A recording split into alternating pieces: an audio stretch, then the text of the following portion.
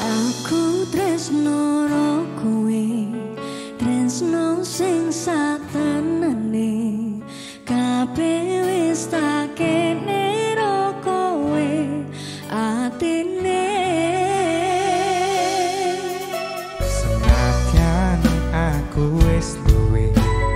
bojo sing satenane, nanging aku tresno